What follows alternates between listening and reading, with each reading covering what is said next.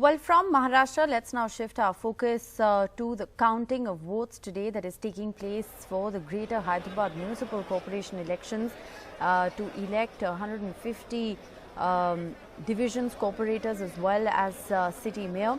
TRS is comfortably in the lead. It is a local body election that has grabbed national headlines, remember, because the BJP has pitched the Hyderabad Corporation as a stepping stone to power in the state. The BJP upped the stakes by bringing a galaxy of national leaders to campaign in what was a very fierce, a very vitriolic campaign for a local body election. Uma Sudhir, tracking the details of this story, joins us. Uma, the TRS at the moment looks comfortable, but the BJP, it appears, has made significant gains as per the numbers that we're looking at right now.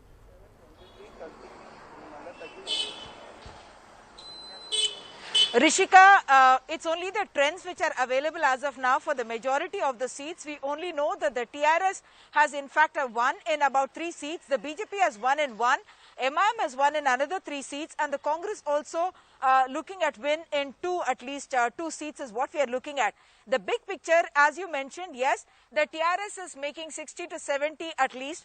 The BJP, the MIM is at 44, 45, and the BJP is at 30 plus. So the TRS is down by at least 20 to 30 from its previous score, at least 30 down from its previous score. The MIM is retaining all the seats that it already had, and the BJP is making a major gain from the 4 divisions that it had out of the 150 in the 2016 municipal polls to a 30 plus.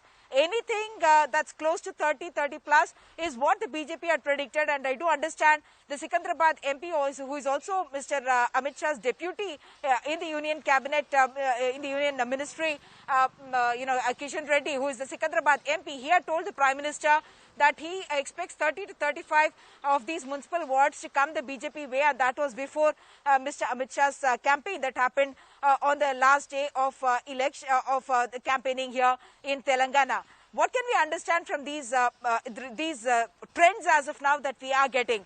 One, the fact that the BJP has certainly been able to be successful in pushing back the TRS and gaining that political space in Hyderabad itself. Hyderabad, they would like to see it as a reflection of the rest of the state as well. Of course, Hyderabad, they already had a Secunderabad MP, and there is an urban vote here, and they use the card of the MIM TRS, so to speak, that they were coming together and use that to try and polarize the vote. Second, the fact that the TRS is down by about 30. Certainly, what we understand is that, especially the areas where the floods had hit and people had suffered a lot of losses, the vote seemed to have moved either mainly to the BJP and marginally to the Congress. What I also understand is that the Telugu Desam that did have a vote base here, largely what was seen as an Andhra vote, what is called an Andhra vote, people who are from Andhra Pradesh who are living here, in those areas the vote seems to have moved to the BJP, and that's what